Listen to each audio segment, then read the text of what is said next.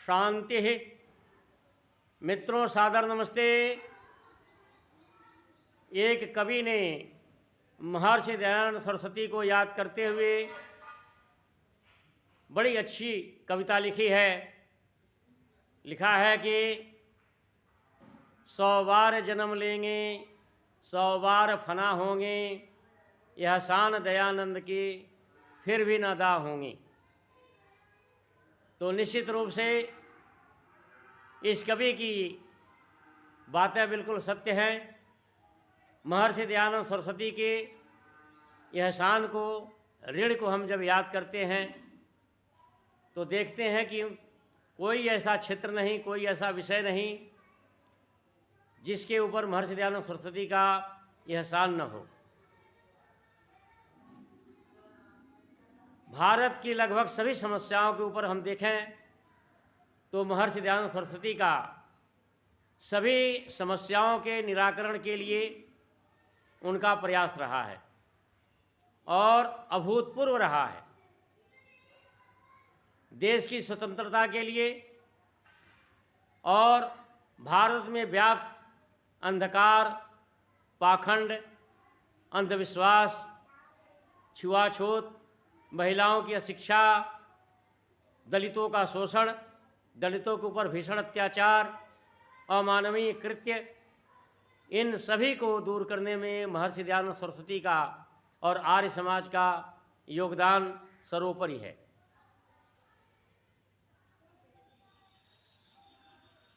देशभक्ति कोई सीखे तो महर्षि दयानंद सरस्वती से सीखे।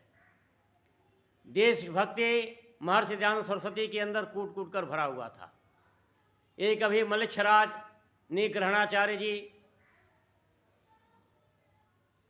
जो पाखंडाचार्य हैं, धूर्ताचार्य हैं, महर्षि दयानंद सरस्वती के ऊपर लांछन लगाते हुए कह रहे हैं कि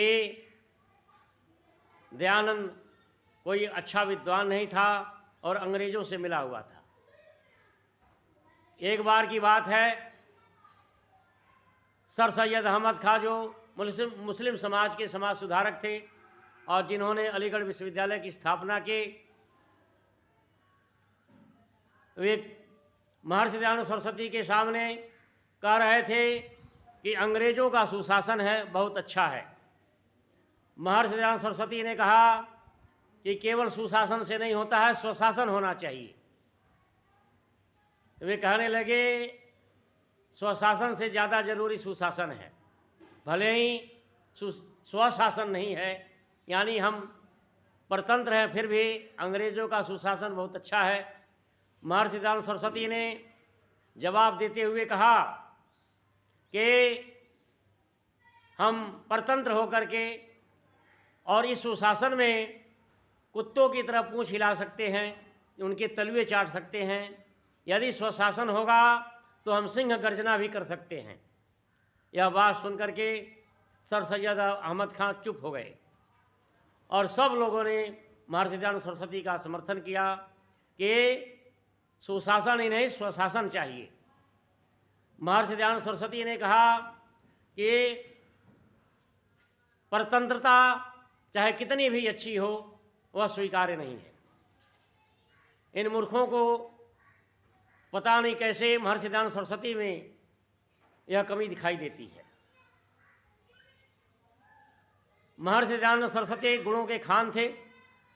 कोई ऐसा क्षेत्र नहीं कि जिस पर महर्षि दयानंद सरस्वती की दृष्टि न गई हो और उस कमी को दूर करने का उन्होंने प्रयास न किया हो।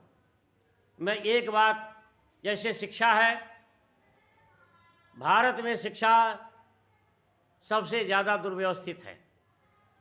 अंग्रेजों के संपन्न लोगों के लिए अलग व्यवस्था, गरीबों के लिए अलग व्यवस्था। शिक्षा के ऊपर संपन्न लोगों का आरक्षण है।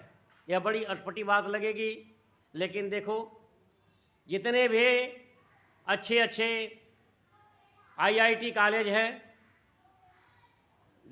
मेडिकल कॉलेज हैं और जितने अच्छे अच्छे विश्वविद्यालय हैं जो प्राइवेट हैं, इन सब पर संपन्न लोगों का आरक्षण है, धन का आरक्षण है। कोई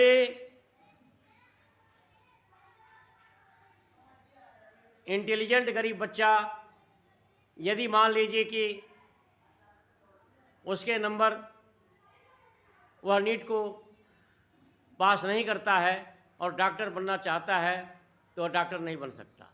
लेकिन जो संपन्न लोग हैं नीट पास नहीं करते, संपन्न लोगों के बच्चे नीट की परीक्षा पास नहीं करते हैं, लेकिन पैसे के बल पर पैसा दे करके प्राइवेट कॉलेजों में पढ़ करके डॉक्टर बन जाते हैं। लेकिन किसी गरीब का बच्चा नहीं डॉक्टर बन सकता, उसको नीट की परीक्षा पास करनी और सरकारी व्यवस्था बहुत सीमित है। इसलिए जो अत्यंत बुद्धिमान छात्र हो वही जो है डॉक्टर बन सकता है। लेकिन गरीब का बच्चा न तो डॉक्टर बन सकता, न इंजीनियर बन सकता, न BA MS कर सकता, न तो MBBS कर सकता। महर्षि दयानंद सरस्वती वह पहले धार्मिक महापुरुष हैं। राजनेताओं का या बड़े बड़े विचारकों के चिंतन तो रहे हैं कि समान शिक्षा हो, जिस प्रकार से विदेशों में है, इंग्लैंड अमेरिका में है, यूरोप के देशों में है, जितने भी विकसित देश हैं इन सभी देशों में समान शिक्षा की व्यवस्था है। मेरे गुरुकुल में एक परिवार आया, अपनी बहन के साथ आए, प्रातःकाल की बात है, जलपान के बाद मैंने चर्चा शुरू करी। मैंने पूछा कि आपके कितने बच्चे हैं? उन्होंने बताया कि 2 बच्चे हैं। मैंने पूछा क्या करते हैं? तो उन्होंने कहा अभी पढ़ाई कर रहे हैं। तो मैंने कहा कि वे 25 सालों से इंग्लैंड में नर्स का कार्य कर रही है। जैसे उसका विवाह हुआ, इसी दिल्ली की रोहिणी की रहने वाली महिला विवाह के बाद इंग्लैंड चली गई और 25 वर्षों से नर्स है इंग्लैंड में, उच्च शिक्षा प्राप्त कर रहे हैं उसके बच्चे। मैंने पूछा कि तो आपके बच्चे प्राइवेट स्कूल में पढ़ रहे होंगे? तो उसने कहा कि नहीं, इंग्लैंड में प्राइवेट स्कूल नहीं होते हैं, सभी के बच्चे सरकारी स्कूलों में पढ़ते हैं। भारत में एक भी ऐसा सरकारी विद्यालय दिखा दो कि जहाँ पर संपन्न लोगों के बच्चे पढ़ते हों। नहीं पढ़ते हैं, इक्का तुक्का, जैसे मेडिकल कॉलेज आदि हैं या कोई ऐसा इंजीनियरिंग कॉलेज है, फिर भी वो भी महंगे हैं, वहाँ पर तो पढ़ते हैं। लेकिन देख लो कुकुर मुत्ते की तरह प्राइवेट स्कूल खुलते जा रहे हैं और अमीरी गरीबी की खाई बढ़ती जा रही है। अमीरी गरीबी की खाई बढ़ती जा रही है। सभी गरीबों के बच्चे सरकारी स्कूलों में पढ़ते हैं, संपन्न लोगों के बच्चे प्राइवेट स्कूलों में पढ़ते हैं। जो सस्ते प्राइवेट स्कूल हैं उनमें भी मध्यम वर्गीय परिवारों के बच्चे पढ़ते हैं। और दिल्ली में जो प्राइमरी स्कूल है, MCD का प्राइमरी स्कूल जो चल रहा है, इसमें दिल्ली का एक भी बच्चा नहीं पढ़ता है। तो आप सोचेंगे किनके बच्चे पढ़ते हैं? बिहार के, झारखंड के, उत्तर प्रदेश के, उड़ीसा के, मध्य प्रदेश के जो मजदूर यहाँ दिल्ली के गाँवों में, शहरों में रहते हैं, उनके बच्चे पढ़ते हैं। और पढ़ाने वाले कौन? स्थानीय लोग होते हैं। तारतम्य नहीं बन पाता है और वे अनमने मन से उन बच्चों को पढ़ाते हैं। उनके मन में भाव ये होता है कि तो झारखंड का, बिहार का, उड़ीसा का, मध्य प्रदेश के गरीबी मजदूरों के बच्चे हैं। ये स्थिति है भारत की। देश की दुर्दशा का मूल कारण है शिक्षा। देश की दुर्दशा का, अमीरी गरीबी की जो खाई बढ़ती जा रही है, इसका मूल कारण है भारत की शिक्षा व्यवस्था। भारत में प्राइवेट स्कूल होने ही नहीं चाहिए। जिस प्रकार से इंग्लैंड में नहीं है, उसी प्रकार से इंग्लैंड ही नहीं, जितने भी विकसित देश हैं, संसार के संपन्न देश हैं, विकसित देश हैं, वहाँ पर प्राइवेट स्कूल नहीं होते हैं, सरकारी स्कूल होते हैं। जा कर के देख लो, पता कर लो। जिस स्कूल में चपरासी का बच्चा पढ़ता है, उसी स्कूल में बड़े बड़े प्रोफेसर, डॉक्टर और नेताओं के भी बच्चे पढ़ते हैं। भारत में कोई ऐसा स्कूल है? कि जहाँ पर मजदूर का बच्चा और नेता का बच्चा एक ही स्कूल में पढ़ते हों, नहीं है।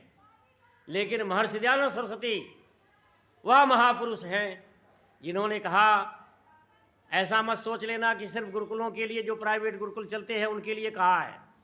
महर्षि दयानंद सरस्वती ने यह कहा है कि सरकार की तरफ से, प्रशासन की तरफ से शिक्षा व्यवस्था ऐसी हो कि भिखारी का भी बेटा, मजदूर और चपरासी नहीं कहा भिखारी का भी बेटा और राजा का भी बेटा एक ही स्कूल में पढ़ें और उनके लिए समान भोजन, समान वस्त्र, समान पुस्तक, समान आसन दिया जाए। यह जो है देश के सुधार का, देश की उन्नति का, सुसंस्कृत समाज का और सभ्य समाज बनाने का आधार है। इसको बहुत लोग पचा नहीं पाएंगे क्योंकि पक्षपात उनके आत्मा में बैठी हुई है। पक्षपात, शोषण, अत्याचार उनकी आत्मा का खुराक है, इसलिए इस बात को स्वीकार नहीं कर पाएंगे। लेकिन जो पवित्र हृदय का होता है, धार्मिक होता है, वेद का अनुयायी होता है, वह इस बात को, महर्षि दयानंद सरस्वती को स्वीकार करेगा। बिना शिक्षा व्यवस्था में सुधार किए और जब तक ये प्राइवेट स्कूल रहेंगे तब तक देख लेना, चाहे कोई भी आ जाए, कोई सरकार आ जाए, कितना भी तुम कर लो। आज क्यों अमीरी गरीबी की खाई क्यों बढ़ती जा रही है? 70-75 साल हो गए देश को आज़ाद हुए, खाई क्यों बढ़ती जा रही है? आरक्षण लागू करने के बाद भी आज आरक्षण की मांग क्यों हो रही है? स्त्रियों का आरक्षण क्यों जरूरी है? ये शिक्षा व्यवस्था के दुर्व्यवस्थित होने के कारण से है। महर्षि दयानंद सरस्वती वह दृष्टा थे, वह दार्शनिक थे, विचारक थे कि जो इस बात को 150 साल पहले कह गए कि समान शिक्षा होनी चाहिए, और भारत में कहीं पर भी नहीं है। और देख लो, जिन संस्थाओं में गुरुकुल, जहाँ पर समान शिक्षा व्यवस्था है, चाहे अमीर का बच्चा हो चाहे गरीब का बच्चा हो, उसने कुछ हद तक गरीबों के लिए उत्थान का कार्य किया है। सरकारी तंत्र से ज़्यादा आर्य समाज ने गरीबों के उत्थान में योगदान दिया है। गुरुकुलों से पढ़ कर के तमाम गरीबों के बच्चे आज सेवा दे रहे हैं।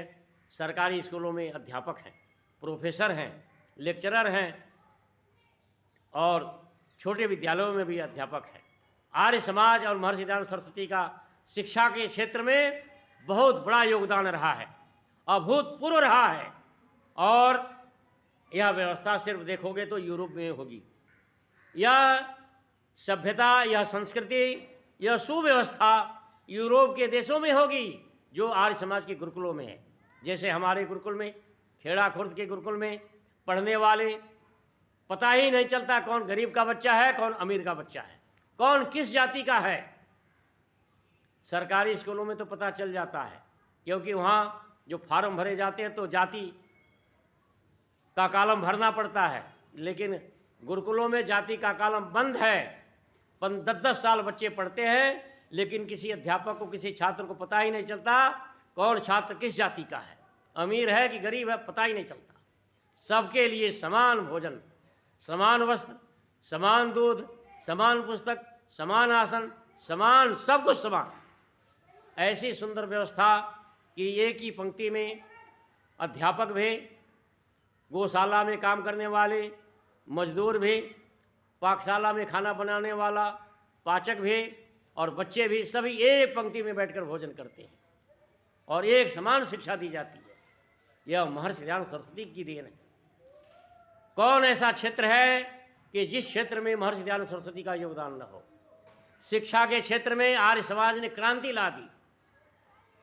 दलितों के ऊपर जो कई हजार सालों से, सैकड़ों सालों से नहीं, कई हजार सालों से, लगभग 2, 2.5, 3 हजार सालों से इनको शिक्षा से, संस्कृति से, सुख दुख सुख से इनके सारे सुख चैन छीन लिया था ढोंगी लोगों ने, पाखंडी लोगों ने, धूर्त लोगों ने, नीच लोगों ने और राक्षसों ने छीन लिया था।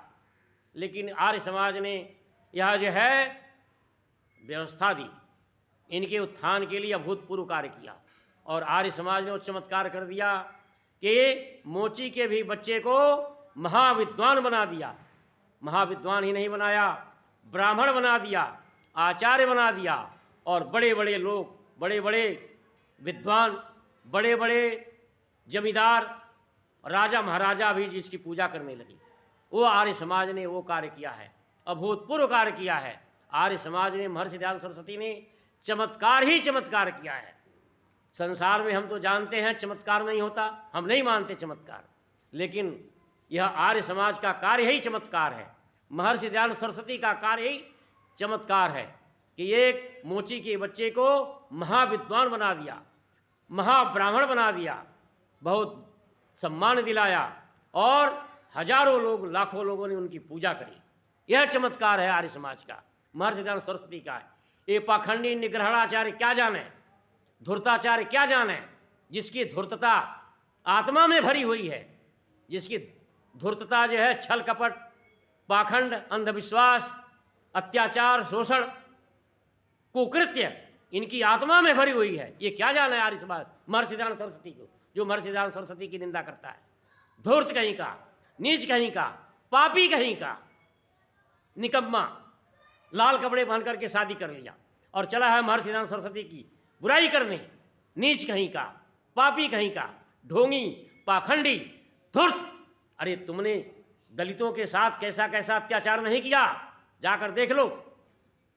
भारत का दलित ही नहीं, आज तो यादव भी, चौहान भी, गुर्जर भी, ये सब के सब जो है तुम्हारी बुराई कर रहे हैं।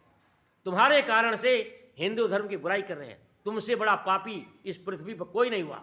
औरंगजेब भी तुमसे अच्छा था, और औरंगजेब से भी ज़्यादा तुम अत्याचारी हो। जो दलितों के साथ तुमने जैसा व्यवहार किया, उनके साथ शोषण किया, अत्याचार किया। क्या कानून बनाया था इन धूर्तों ने, नीचों ने, पापियों ने, कि मूलाकर्म। दक्षिण भारत में नियम लगाया था कि कोई शूद्र की स्त्री अपनी छाती को ढक कर नहीं चल सकती थी। अगर जिसकी छाती छोटी हो, बड़ी हो, तो उसको जो है टैक्स लगाते थे, और अगर छाती को ढक लिया तो टैक्स लगाते थे, उसको दंड देते थे। एक स्त्री ने दुखी होकर के अपनी छाती को ही काट लिया। ऐसा पाप, नीच कर्म कौन कर सकता है? पृथ्वी पर दिखा दो, दिखाओ तुम पृथ्वी पर ऐसा अत्याचारी शोषण करने वाला कोई पृथ्वी पर हुआ हो, नहीं मिलेगा। तुम अद्वितीय हो, पाप में अद्वितीय हो, शोषण में अद्वितीय हो, हर बुराई में अद्वितीय हो। ये निग्रहणाचार्य जी महाराज, पाखंडी कहीं का, धूर्त कहीं का, जो महर्षि दयानंद सरस्वती के ऊपर कटाक्ष करता है, बुराई करता है, पापी।